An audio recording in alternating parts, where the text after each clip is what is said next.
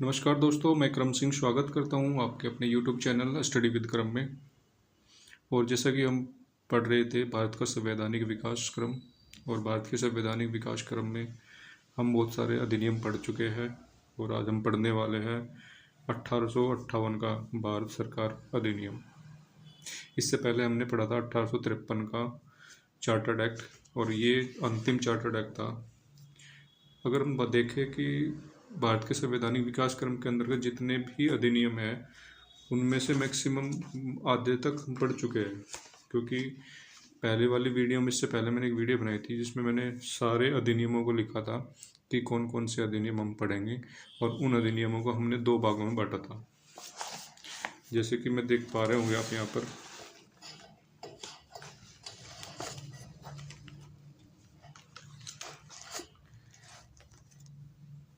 भारत के संवैधानिक विकास के क्रम के अंतर्गत जो अभी अधिनियम है, तो इन सभी अधिनियमों को मैंने 2 भागों में बांटा, यानी कि कंपनी के शासन के दौरान जो अधिनियम आए और सम्राट का शासन के दौरान, यानी कि क्राउन के शासन के दौरान जो अधिनियम बने, वे उनकी लिस्ट इस साइड है और इधर उस साइड है। तो अभी हमने लास्ट वीडियो में पढ़ा था कि 1853 का चार्टर्ड अधिनियम, ये कंपनी के शासन के दौरान का अंतिम अधिनियम था। आप जानते हो कि 1857 की जो क्रांति होती है उसके बाद से भारत पर सीधे ब्रिटिश गवर्नमेंट यानी कि क्राउन का शासन हो जाता है और कंपनी के शासन को समाप्त कर दिया जाता है।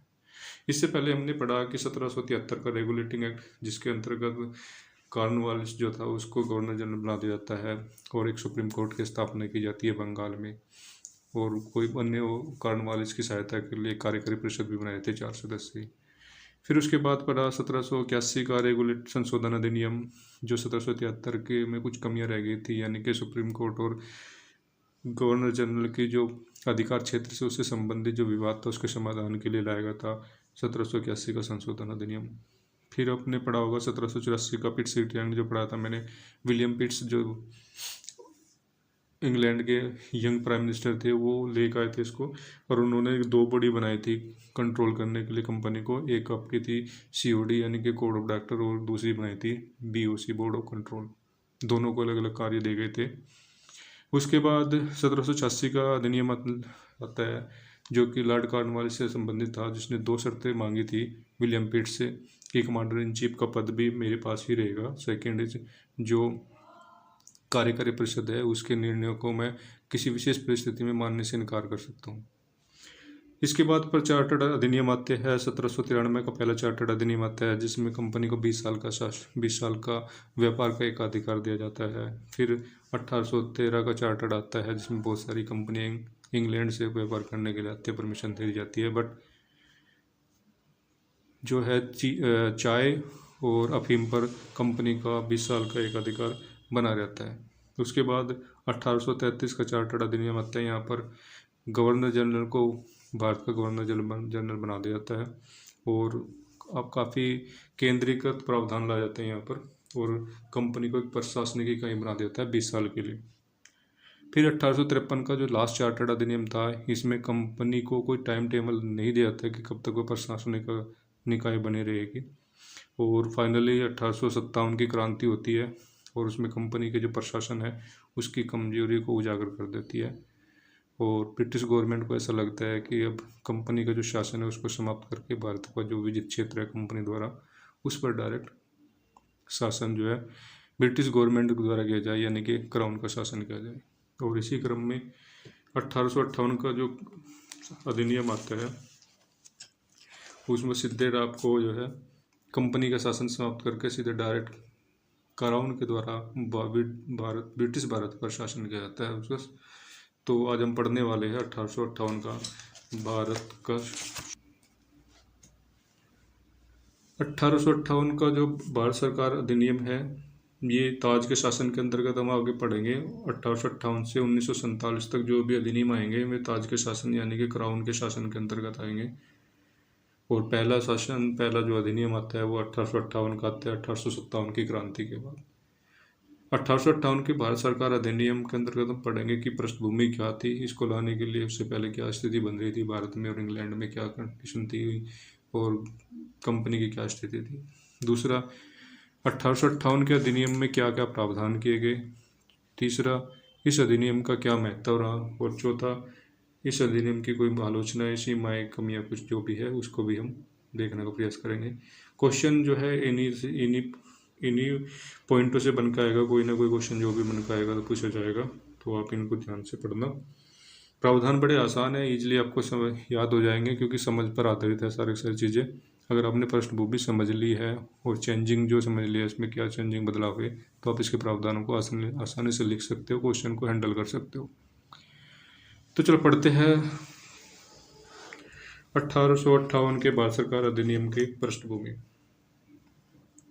इसमें एडवर्ड स्टैनली, एक एक बंदा है जिसका नाम है एडवर्ड स्टैनली। ये ब्रिटिश गवर्नमेंट के अंतर्गत इंग्लैंड में एक राजनेता है जिसको विदेशी मामलों की बहुत अधिक जानकारी है, और बल्कि 2 बार वहाँ का राजनेता भी रहा है। तो उन्होंने एक विधेयक पेश किया, और विधेयक का जो नाम था वो था भारत के बेहतर शासन के नाम से, एक शीर्षक के नाम से ब्रिटिश गवर्नमेंट के मतलब संसद में एक विधेयक पेश करते हैं, और यही विधेयक जो है 1858 का भारत सरकार अधिनियम होता है। अगर इस विधेयक की बात करें, ये विधेयक जो लाया गया, इस अधिनियम की लाया गया, इस जड़ें कहाँ पर थी, क्यों लाया गया, उसकी जड़ें भारत के अंतर्गत जो राजनीतिक, आर्थिक और सामाजिक अशांति गहराई हुई थी, जो कंपनी ने भारत के अंदर को सामाजिक आर्थिक अशांति बनाई हुई थी, उसमें नहीं थे। यानी कि राजनीतिक स्तर पर भारत को शोषण हो रहा था, आर्थिक स्तर पर भारत का शोषण कर रही थी कंपनी, और सामाजिक अशांति, सामाजिक रूप से भी वो भेदभाव कर रही थी। हर तरह से भारतीयों का शोषण कर रही थी कंपनी, और अधिक से अधिक धन लूटने का काम कर रही थी। उसकी नीतियाँ भी शोषणकारी नीतियाँ होती थी, और अगर कोई भारतीय, धीरे धीरे भारतीय में भी जागरूकता बन रही थी, अंतर्राष्ट्रीय स्तर पर जो भी घटनाएं घट रही थी वो भी जान रहे थे, और धीरे धीरे भारत के जो ब्रिटिश क्षेत्र था उसमें जगह जगह पर कहीं बहुत सारे स्वतंत्रता यानी कि क्रांतिकारी आंदोलन भी हुए, और संगठन भी बन रहे थे। शिक्षित भारतीय शिक्षित हो रहे थे, जागरूक हो रहे थे, और वे धीरे धीरे अपनी जो शोषण हो रहा था उसको देख भी रहे थे, और उसके प्रति आवाज़ भी उठा रहे थे। अगर कहीं पर कोई संगठन या कोई व्यक्ति इसको आवाज़ को उठाता था या कोई विद्रोह करता था, उसको दबा दिया जाता था।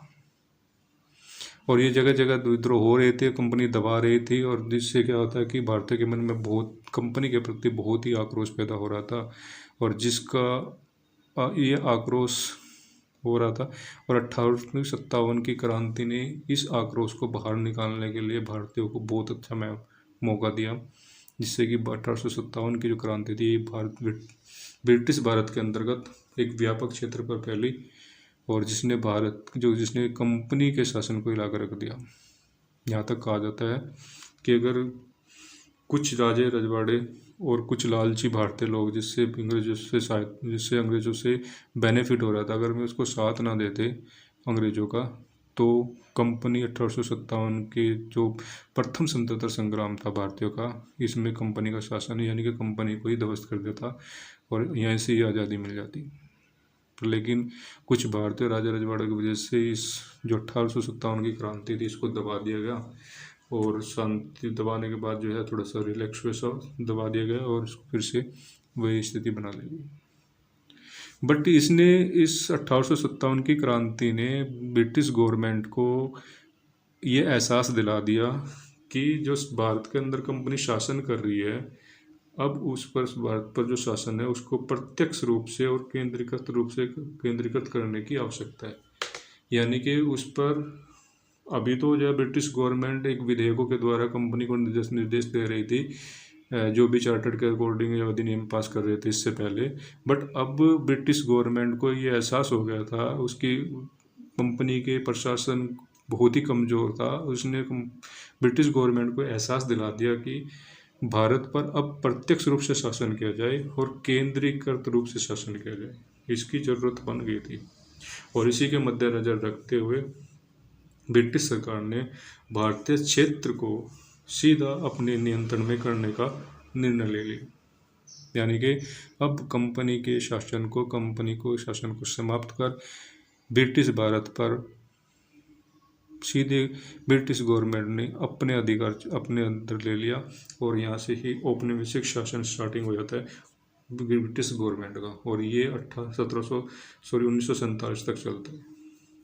यानी कि अब से भारत पर कंपनी का शासन समाप्त हो जाता है और ब्रिटिश गवर्नमेंट डायरेक्ट जो है भारत पर शासन करती है, यानी कि प्रशासन करती है और सीधा अपने नियंत्रण में ले लेती है।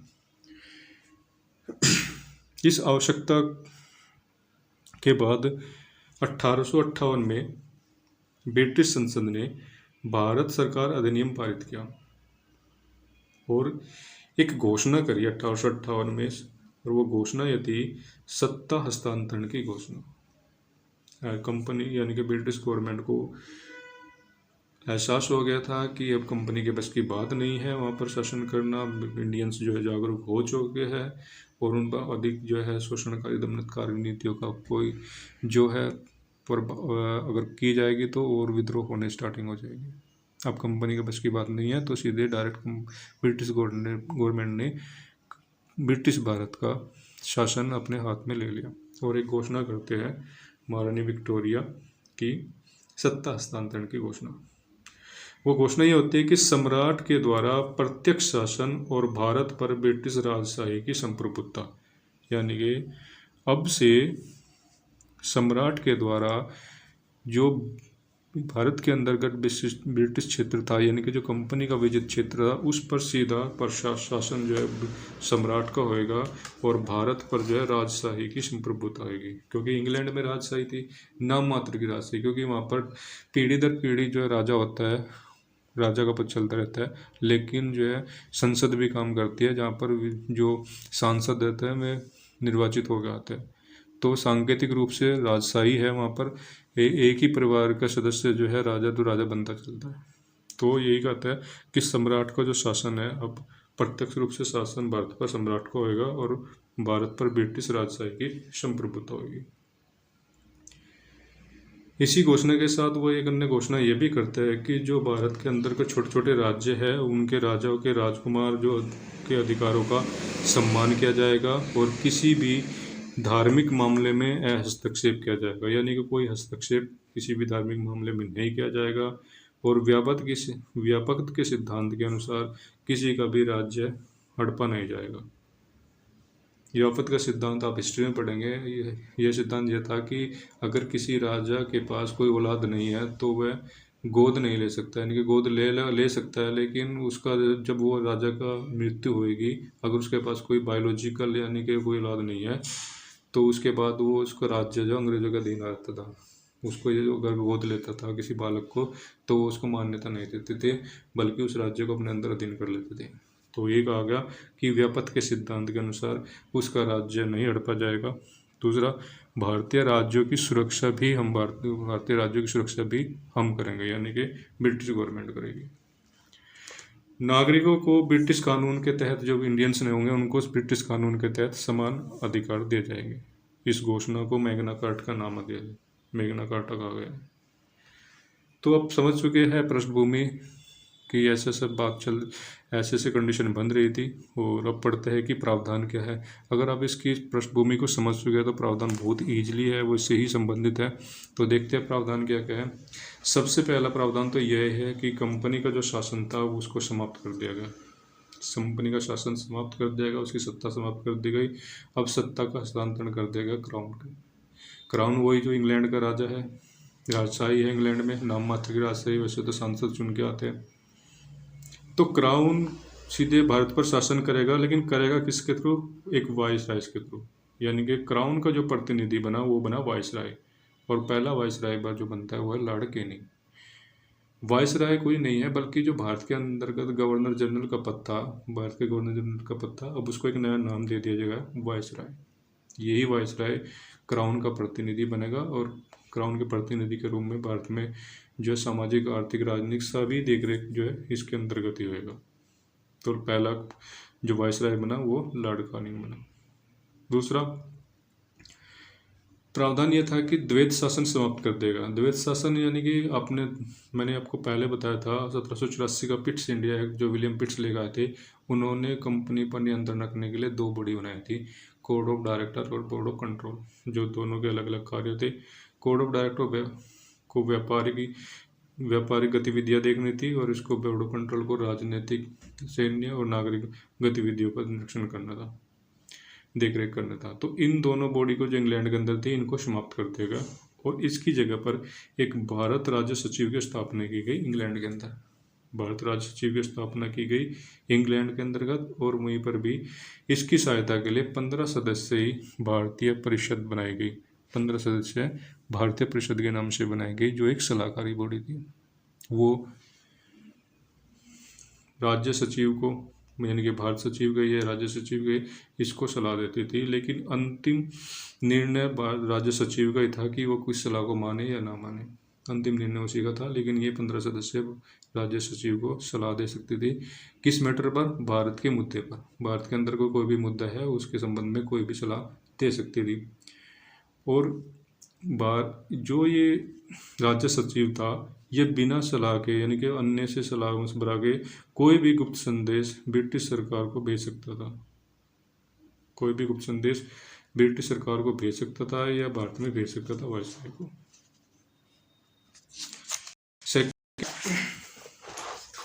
जो बोर्ड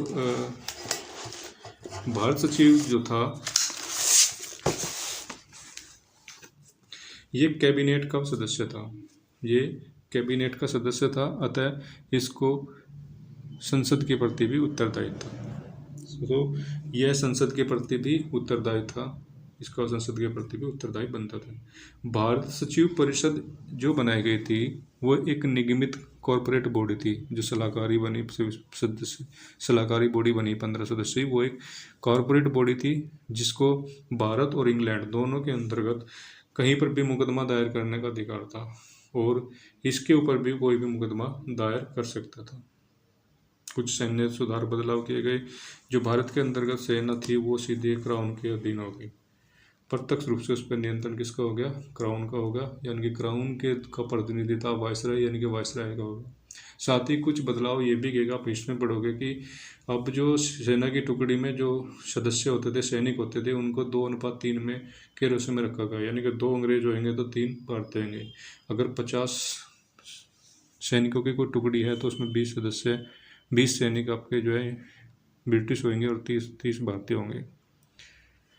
देसी रियासतों, जो छोटी छोटी रियासतें थी, राजा महाराजा थे, उनके लिए प्रावधान किया कि कोई भी राजकुमार या सरदार ब्रिटिश शासन को स्वीकार करे अथवा ना करे, वो उनका स्वतंत्रता पर छोड़ देगा। वह अपना स्वतंत्र है, वो ब्रिटिश गवर्नमेंट के शासन को स्वीकार कर सकते अथवा ना करे। ये सब प्रावधान 1858 के अधिनियम में किए गए।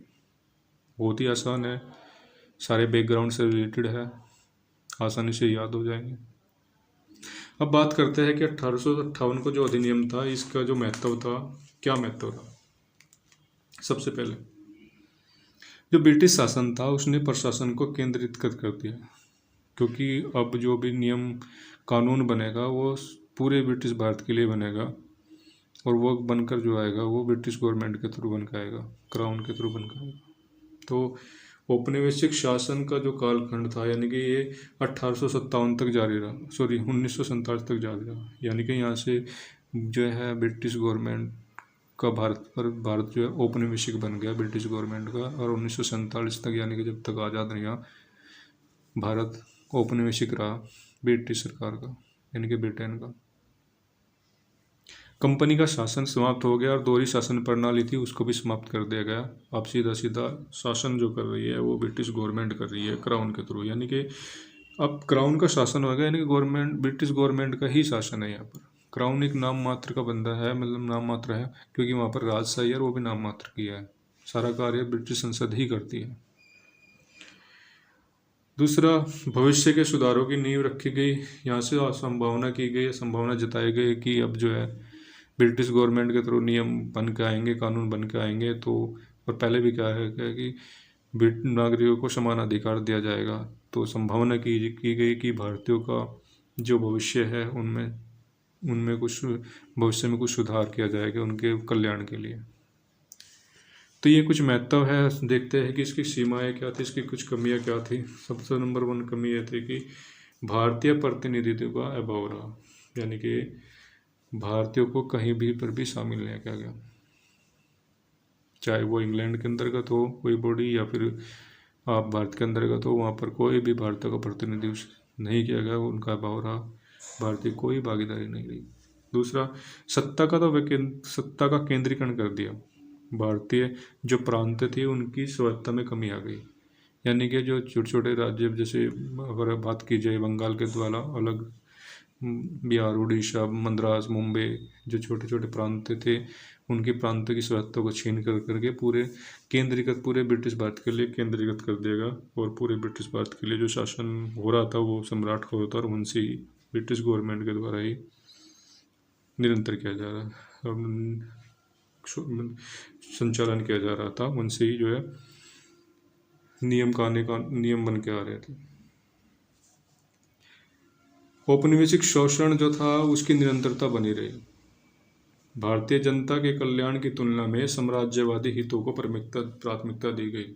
यानी कि वही बात है कि भारत जो है वो इंग्लैंड का औपनिवेशिक बन गया, तो औपनिवेशिक बन गया तो वो अपने हितों को साधेंगे, उनका कल्याण थोड़ा करेंगे।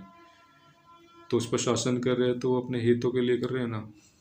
तो यही बात है कि औपनिवेशिक शासन की तो निरंतरता बनी रही। पहले कंपनी शोषण कर रही थी, अब कंपनी को उठाकर ब्रिटिश गवर्नमेंट शोषण कर रही थे। वहाँ से जो भी नियम बन के आएंगे वो शोषणकारी नीतियों को बढ़ावा देंगे। वो उसी हिसाब से बन के आएंगे कि हमारा शोषण, कि भारतीय को शोषण किया जाए, साम्राज्यवादी हितों को पूरा किया जाए, और ज़्यादा से ज़्यादा हित पूरे हो, और कम से कम जो है कोई विरोध भी ना करे। इस हिसाब से पॉलिसी बन के आने लगी वहाँ से। तो भारतीय जनता के कल्याण का कम बल्कि साम्राज्यवादी हितों पर अधिक फोकस किया गया, उनको अधिक प्राथमिकता दी गई। असफल सुधार, ये जो सिद्धांत था, ये जो अधिनियम आया 1858 का, इसने कोई संवैधानिक ढांचा बनाने में यह विफल रहा, कोई संवैधानिक ढांचा नहीं बना पाया। तो ये भी एक इसकी विफलता थी, ये भी कमियाँ थी। तो इस तरह से आपको एक चैप्टर जो है कंप्लीट हो जाता है, टॉपिक 1858 का भारत शासन अधिनियम।